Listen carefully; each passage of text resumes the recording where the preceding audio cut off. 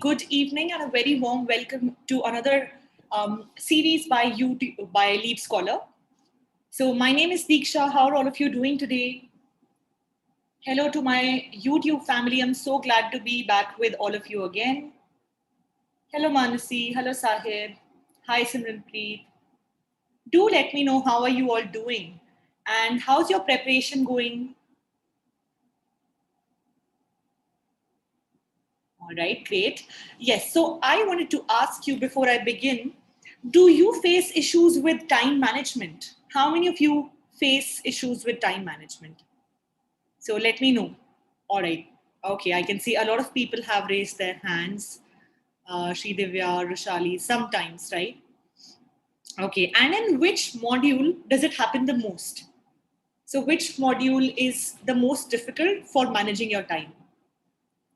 All right, so for Samyak, it's reading, for Navpreet, reading and writing, right? All right, because in listening, the audio just plays, so not a lot, we don't have any rule there. What about my YouTube family? So which module do you face issues in? Which module is too much in too less time? Reading. So yes, as most of you face the most issues in reading, we'll begin with that and then we'll switch to writing, right? So we'll begin with reading and also look at how to manage your time in writing as well. So there's something for everybody. All right. Now, before I begin, I just wanted to quickly remind you that my new batch is coming up. It's starting on the 28th of July. If you want a full-fledged preparation on all of the modules, on all of the question types, this is a really great place. You can book this batch just by clicking on the link in the comment section. So you'll have access to a lot of things. You will have live classes every day.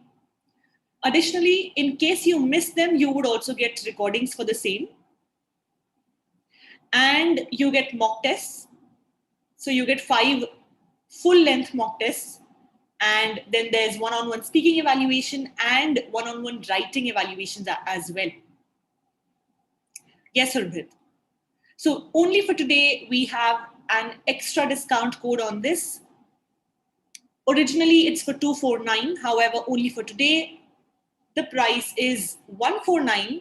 And over and above that, you can put my code DMLive20 to get 20% extra off. So you would get it at a flat price of 119. Isn't that amazing? So you're attempting an exam which is expensive, which is almost 15,000. So yes, of course, you can prepare on your own, but there's too much material out there on the internet. Yeah, sorry to interrupt, but I would like to tell everyone here that ma'am's batch just got full and there are no more seats left in a batch. But definitely you can click on the link and join in any other educator's batch using the code DMLive20. Yeah. All right. Okay. So just a small change. You can still use the code. You can join any other batch. And just want to inform you, I have a premium batch as well coming up on which starts on 26th. So you can check that out as well. You can get a 20% off on that as well. So as I said, there were limited seats, but you still can study with me. And the other batch has Manisha ma'am as well. So you'll be getting double bonanza, right? So do click on the link in the chat box and check out all of our courses. All of them give you access to speaking and writing evaluation. So that still stays constant. And also with all of our batches, all of them, you get grammar help as well. So if you are not, you're struggling with grammar, you can get access to Grammar Club on Saturdays, where we focus on grammar in the IELTS exam. All right. Okay, then. So without further ado, let us begin and understand how to manage our time in the IELTS exam. So I am just going to introduce myself quickly for those of you who are new or who are joining us for the first time. So my name is Deeksha Mehta. I am an educator here at LeapScholar. I am trained by British Council to teach IELTS. Additionally, I'm also trained by the University of Cambridge. So yes, you can be rest assured, I do know your exam. I will help you get your best band. All right. Now let's look at time management in the IELTS exam. So before I begin, can someone tell me how long is the entire LRW exam for? Let me see. How many minutes? What do you think? Absolutely correct. Very good, Kshitij. Yes, Sri Divya.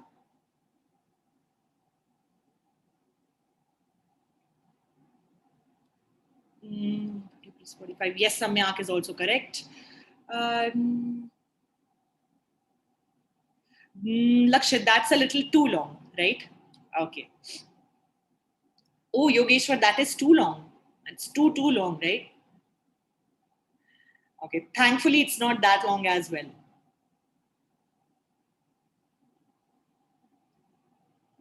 Perfect. So, Rishabh, that's too long. So, let's understand how long it is, right? Okay. You have the reading module, right? So, first of all, sorry, you have the listening module. When you go on the test day, the first thing that they'll give you is the listening question paper, which will last you around 30 minutes, right?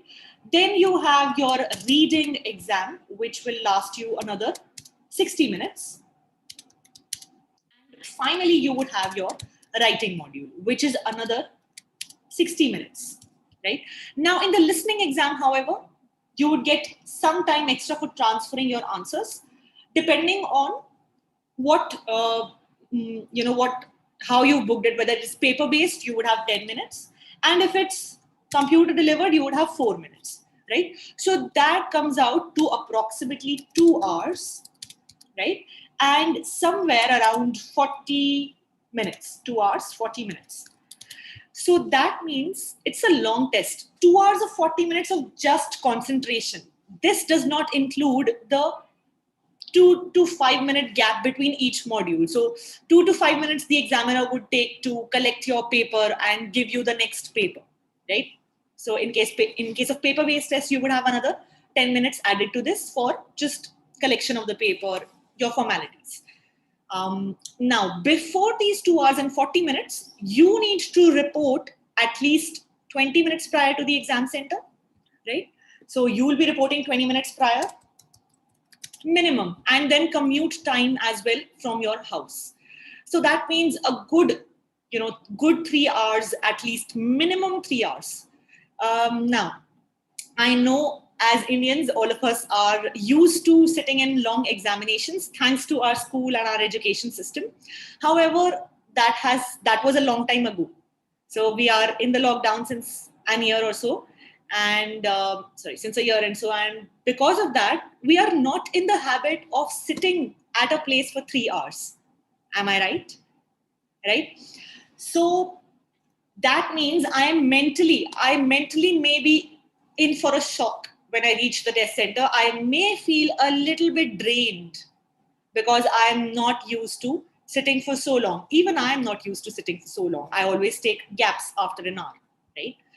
So mentally, I am not prepared. How to be mentally prepared? How to be mentally prepared? One really good idea of preparing your mind for a real life simulation of the exam is by sitting for 3 hours, not just passing your time. That means taking attempting a full length mock test, at least one. When I say full length, I mean listening, reading, and writing in that order. Why in that order? Why should I, attempt a full length mock test in listening, reading, and writing order continuously? Because I should realize that by the time I reach the writing module, which, let's be honest, none of us really like, right? So by the time I reach that module, I'm irritated. So more than drained, I'm slightly irritated, and I just want to get done with the exam by this point of time. I just want to finish it and move on. I'm done, right? So you should realize that what will be your mood, what will be your state of mind in the exam as well. Because it has happened that my students have come back and told me that I was irritated. I didn't want to do it anymore. I wanted to get done with it as soon as possible. So I didn't give my best, even though I knew it was an expensive exam. So it is very important. It's imperative that you take a full-fledged mock test before you attempt your exam, and ideally take it 1 week prior so that the the idea is fresh in your mind. So that is one way to prepare yourself mentally. Now, what else? You'll be having a long day that day. So you'll have to commute from your house to the center. Then you'll have to sit for 3 hours. So you need to do some preparation before that as well. I know it might sound like this is not important, but trust me, it is. It's very important that you give your best in the exam, right? So how do I do that? I need to be well rested. So to be mentally fresh, I need to be well rested. That means 1 day prior to the exam, don't touch anything. Don't touch any IELTS preparation material.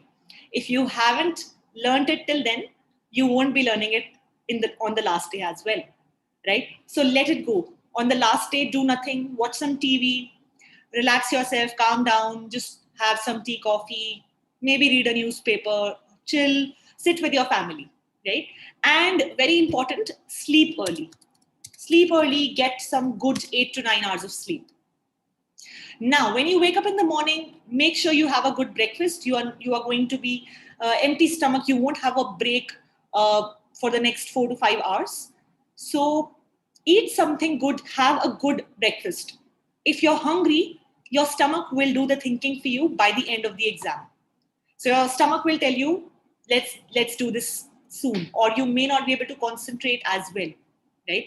So don't let your stomach do the thinking. Eat, have a good enough breakfast. Now, that being said, also please use, try to not have a lot of drinks or fluids. But just before the exam, you don't want to rush to the washroom again and again in between the test, right? So after each module, you don't want to do that. You don't want to waste your own time. So make sure you don't drink a lot of fluids. Now, what time to sleep, Rohit? 8 hours, 9 hours prior. Wake up early, wake up fresh, right? Okay, so that my mental portion is sorted. Now I'm going to be mentally prepared for the exam. Now coming to physical preparation. So physical preparation, as I said, make sure your body is accustomed to sitting for 3 hours. How will that happen? When you take a mock full-length test, right? And the second thing is that don't, what can you say? Don't reach too late to the exam center, right? If you are reaching just in time, or if you're 5 minutes late, you are going to panic, right? Your body shuts down. Your body starts reacting. Your body will shut down your mind because of too much stress.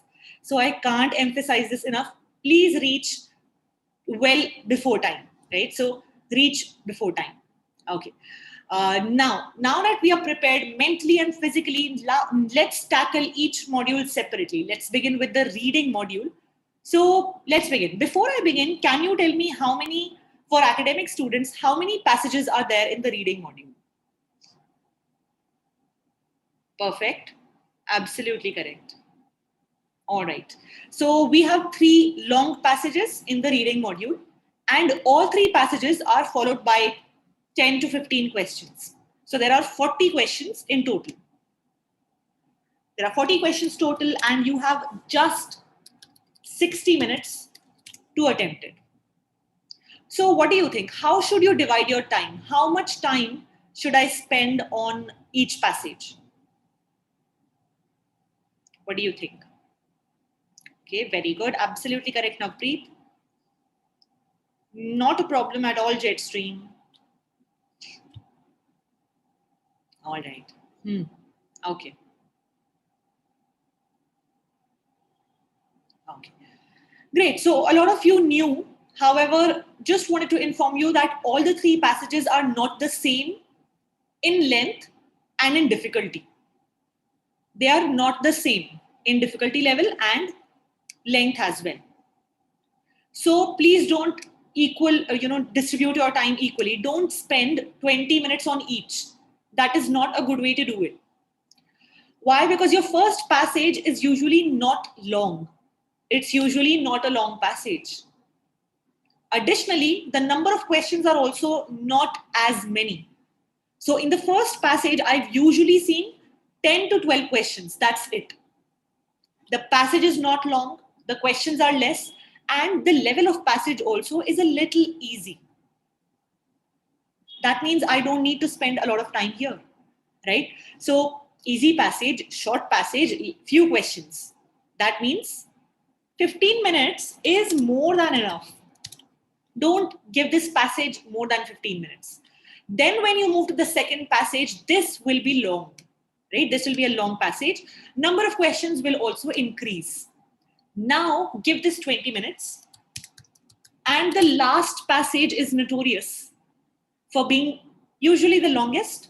And also the vocabulary is, I don't like the vocabulary here, right? I always encounter at least a word which I don't know. So this passage really is irritating, right? So you might need a little extra time. Plus, in this passage, the question types are bad. Usually you get your matching headings, true, false, not given questions here. So you may need extra time here. So what you can do is the 5 minutes that you saved from the first passage, you can give it to this passage. You can take around 25 minutes here. That is a good way of distributing your time in your reading module. Now, how do I know whether this will work for you? How do you know whether this will work for you or not? So check it. Please check it. Take one mock test today and put 3 timers, 15 minutes, 20 and 25 minutes, and do it. Check, am I able to do the first passage in 15 minutes or not? That will give you a very good idea of how fast do I need to read, how much time do I have. That is the best way to understand, can I manage my time or not? The best way is to actually attempt a mock test. Now, where do I attempt a mock test from? How do I prepare? So a lot of you are asking. The best books, trust me, are the Cambridge IELTS books that you have. Right? You have a set of 15 books. Right? There are so many books that if you start today, it will take you probably 6 months to do all. So you have 15 books. Even if you do one, every book has 4 mock tests. So even if you do one, it is more than enough. So just pick Cambridge 15 or Cambridge 14, do it, and that's it. That's all, right? Okay, now let's understand how else do I save time in the reading module. All right. So one thing that you can do is practice reading. This is a tip that nobody actually gives. People say skimming, scanning, follow the tricks, but they work to an extent, to a limited extent. So you will have to eventually work on your reading speed as well. And how will that improve? When you read, when you start reading, experience reading passages. So please spend at least 10 to 15 minutes daily. Not a lot of time, right? 10 to 15 minutes daily. Spend it reading whatever you like. So you can read something from a book.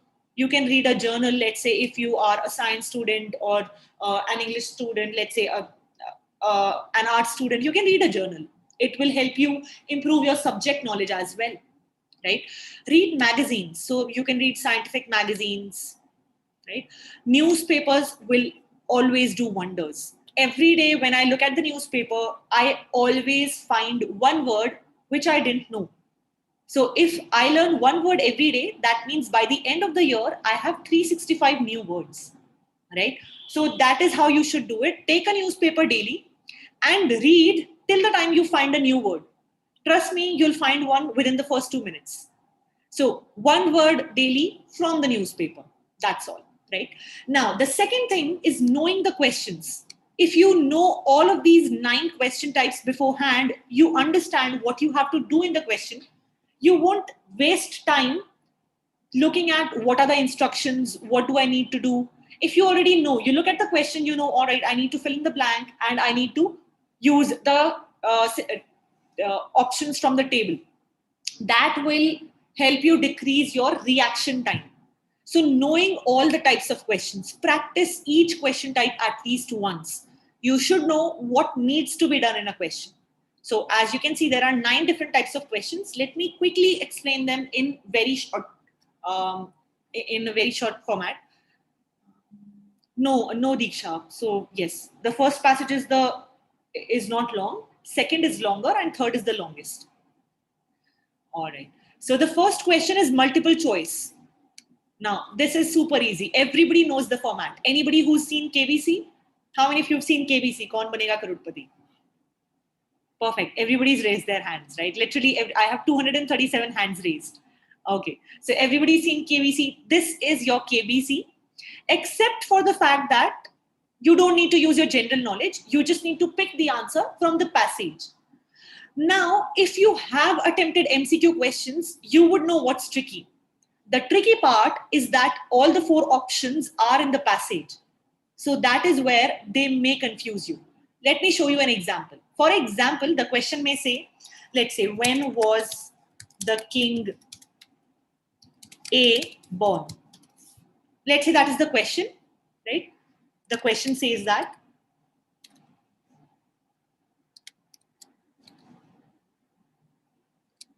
And then you are going to have four options. Everybody knows this, right? Option number A is going to be, let's say, India. Option number B is going to be, let's say, 16th January.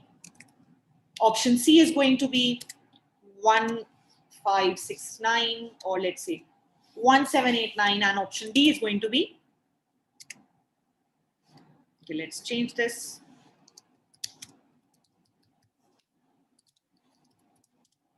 So you have a question and you have four options. Easy, right? That's the question type. Now let us understand what the passage may say. So just by looking at the question, just by reading the question, you know already that one of these cannot be the answer. One of them is definitely not my answer. So you can eliminate that even before you've read the passage. You don't even need to read the passage to eliminate one option. Okay. Now let us understand what the passage might say.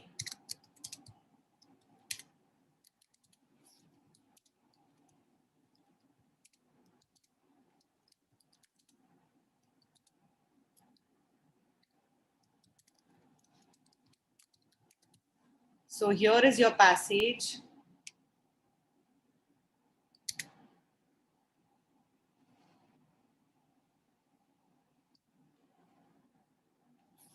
Okay, what do you think? Can someone tell me what is the correct answer? So as you can see, the passage contains all of the words in the question. All of the options are there in the passage, right? India is there, 16th January is there. Sorry, let me change this a little bit.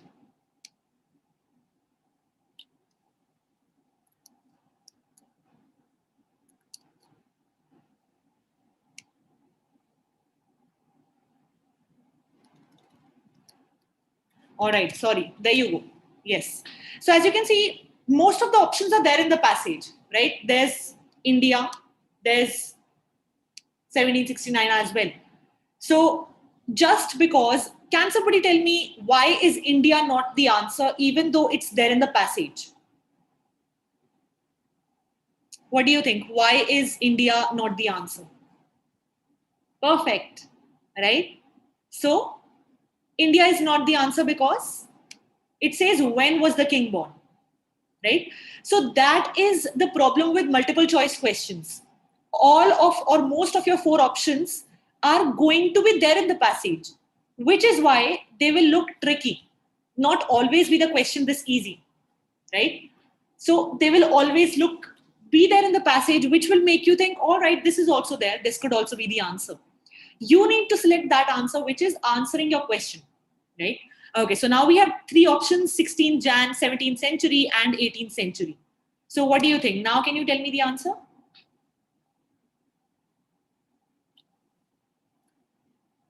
Absolutely correct, Rishabh. Yes, Isha. All right, great. So now I have the option C and D, right? There's a confusion between option number C and option number D, right? All right. Option number C, option number D. right? So now you need to understand that they have paraphrased the information. That means if you look closely at the sentence, it says, the king it took birth, right? In the question, it doesn't say the same thing. In the question, it says, was born. So do you see the synonyms, the paraphrasing that is there?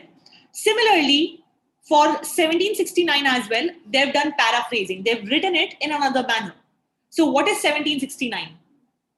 What century are we living in? We are living in the 21st century. And what year is it? 2021. That means 21st century is 2000 to 2099. So your century is always 100 years before what number comes here. There's a mismatch. It's never the same century, right? So here they gave it to trick you. It says 1769, but we need to understand what century means, right? So the answer is not 17th. It is D, 18th century, right? So this is how you will be tricked in the IELTS exam, right? Okay, now that was your multiple choice questions. So somebody who has practiced the question type would know the trick, would know that all four options may be there in the passage, but just because they are there in the passage does not mean that they are the answers, right? The next question you have is true, false, not given. Again, true, false, not given questions are tricky. And anybody who has done these as well knows the trick between false and not given. So your level of English does not matter. What matters is how much you practice these questions.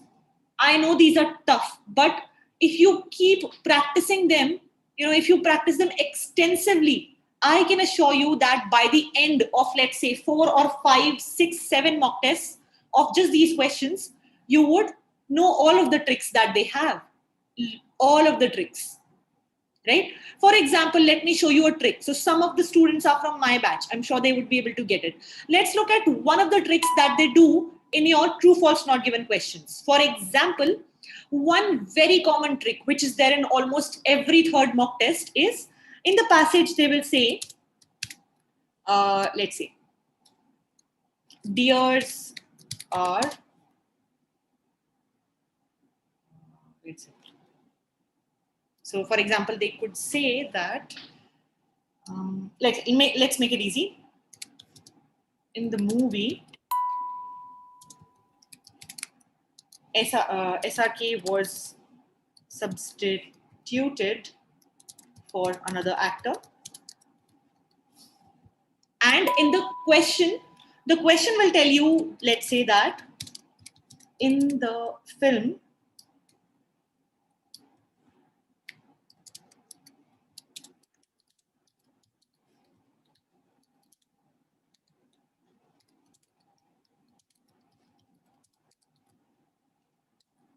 what do you think? Is it true, false, or is it not given? What do you think? Yes, MCQ questions are always in order. What do you think? Is it true? Is it false? Or is it not there at all?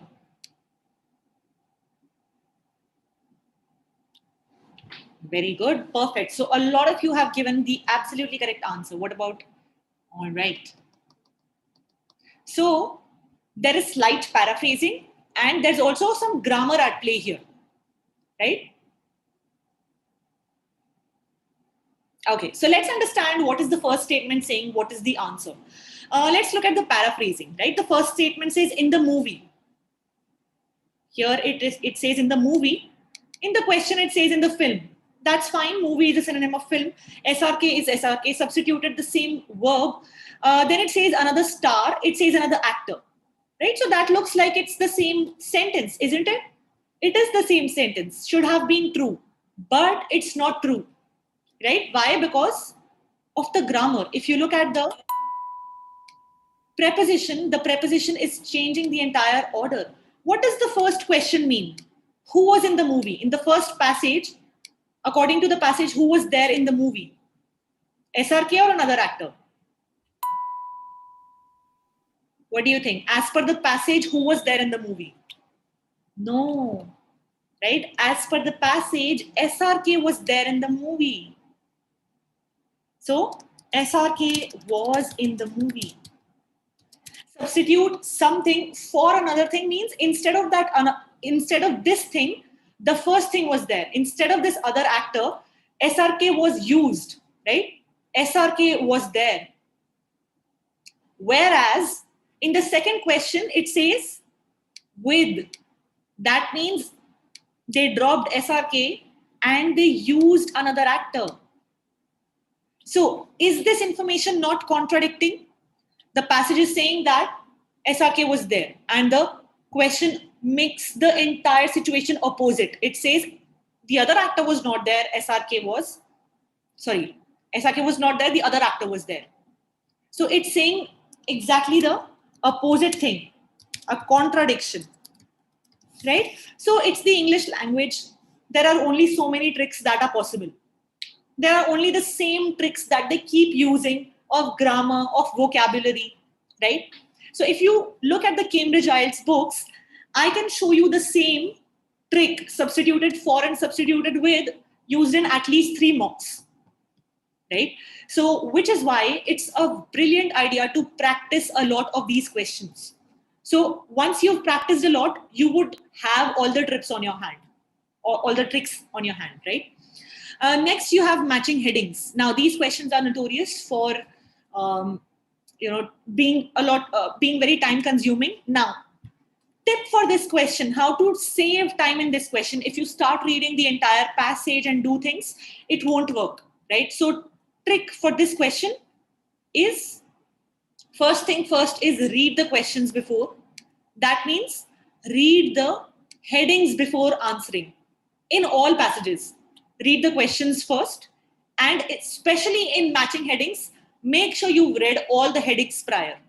Now, after you've read the headings, you don't have to read the entire passage. What you need to do is just pay attention to the introduction and conclusion of each paragraph. Introduction is the first 2 sentences, conclusion is the last sentence. That's it. So you need to focus here. Focus, emphasize on these 2 places a lot. So spend a lot of time in the first sentence and in the last sentence, right? After this, I'm not saying skip the body. I'm saying just skim through the body. Skim through means just go through it really fast. Don't read everything. Just read a few words. Just go through it for maybe 30 seconds and let it go. Don't read the entire body. Don't read the entire sentence. It's not useful, right? Focus on headings, subheadings, introduction and conclusion, right? So today, after today, whenever you try matching headings, please try this once. I assure you 90% of the times you will get your answer really quick. So this is a very good idea for your headings. Now, apart from this, what else you can do is use keywords. So when you read the questions for all of your passages, all of your question types, when you read the questions, you need to underline the keywords. What are the keywords? What do you think? What are keywords? So a lot of us do know here. So what are keywords? Can someone tell me? What are the keywords?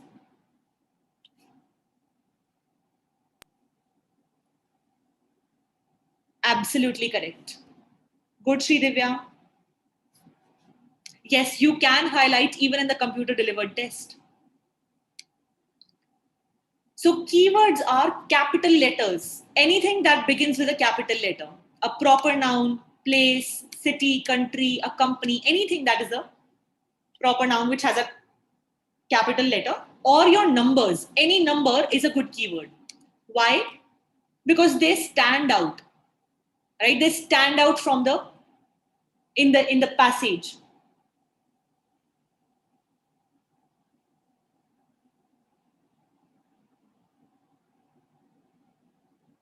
So these are good keywords. If your question does not have capital letters or numbers, that's all right. You can highlight any word which you think will help you answer the question. For example, let's say that the question says, how, or let's say, what led to an increase in the country's population? What do you think? What are good keywords in this question?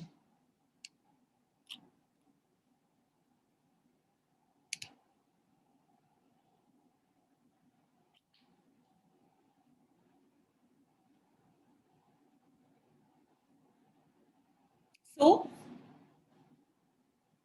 not country, not population. The keyword is increase. Why? Why is the keyword increase not population or not country? Because the population may be mentioned a lot of times, but I need to focus on the increase. So there has to be something in the passage, maybe a synonym, maybe it may say rise, or it may say, let's say, augment or grew, or sometimes it may give you numbers which say earlier it was 4 million and later on it became 10 million. But there has to be something in the passage which talks about the increase. Because if the increase is not there, the answer cannot be found, right? See, if you selected population as the keyword, right? Maybe there's a sentence which says the country's population, or let's say the country's, let's say, population density or number of people living in the country, right? It could be the number of people. The number of people living in a country, in the country, sorry, declined in 1899, right? So I'm not looking for population. There could be 10 facts about population. But until and unless I find something which talks about the increase, the word population is a waste for me. It's not useful. It's useless. I need something which talks about this. Maybe a synonym, it could be a synonym, right? Or it could be the numbers which tell me that it increased, right? So that is how you choose the keywords. You choose that word which is definitely going to be in the question, in the passage, no matter what, which I need to find and without which the answer cannot be there, right? How do you find good? How do you know, mark good keywords? So this will only come after you practice yourself, right? Mark your keywords and check, did they help me? If they helped you, you've realized how to find good keywords.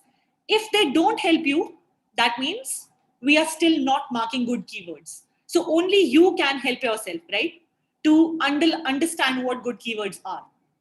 Okay, let's do a small, let's say, mock test kind of a thing. So I'll show you a passage. You need to apply these techniques, right? Mark the keywords, try to look for what the answer can be, and you have 30 seconds to find the answer. Only 30 seconds. I'm going to show you a long passage, and you have to tell me what is the answer. So here's your package and passage. Your time starts now. Yes, you can highlight in the computer delivered test. Yes, Meet, you can. Dajit, I am here, so you can focus on me.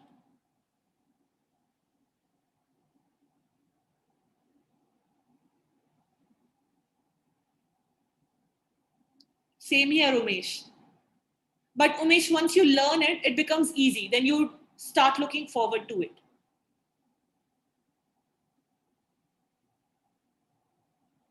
So yes, can you tell me what is the answer?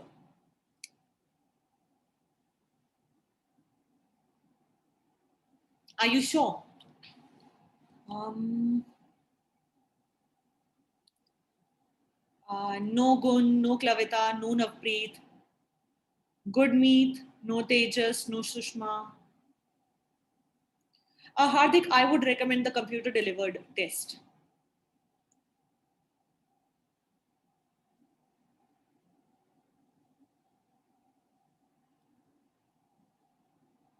All right, so your time's up, right? More than enough time. Let's understand how to tackle this question. Very easy. The question says, how far? How far was the wreck? That means my answer is a number, right? Correct? But now if you look, there are 4 numbers in the passage. 1, 2, 3, and 4, and even 5. But did you spot the keyword in the question? What was the keyword in the question? Can someone tell me what is the keyword? No, no. What did we discuss keywords were? Numbers and? No. What did we discuss? Keywords were numbers and? No. Exactly, Sushma. Numbers and capital letters. So there's a capital letter. C, B, and Nagel, Captain Bill Nagel. And these capital letters stand out. Where can you spot them? Can you spot these keywords in the passage? Can you spot Captain Bill Nagel in the passage? Yes, right? It's easy. So here I found it's used only once. I found the keyword. Now read this sentence. I need a number which talks about how far, the distance. How far means the distance. So the late Captain Bill and John Charlton led a team of experienced amateur shipwreck drivers to explore an unknown wreck at a site approximately 60 kilometers east. So what is my answer? My answer is 60 kilometers. So that tells me that just knowing the answer is a number is not okay. I need to use the keywords as well. If you use the keyword, you will straight away understand that the answer is here. So I don't need to read the other numbers. I don't need to read the entire passage, right? So that is how your keywords help reduce your time so much, right? Okay. So with that, we come to the end of the session. And I just want to inform you that we have an application which you can download from the Google Play Store. And I've just got a new information about another batch as well. Just give me a moment. Let me show that to you. Let me share this with you.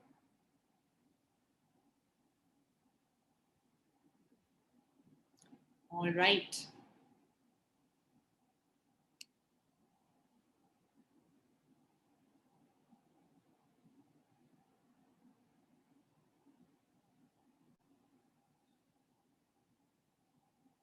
All right, great. So just wanted to inform you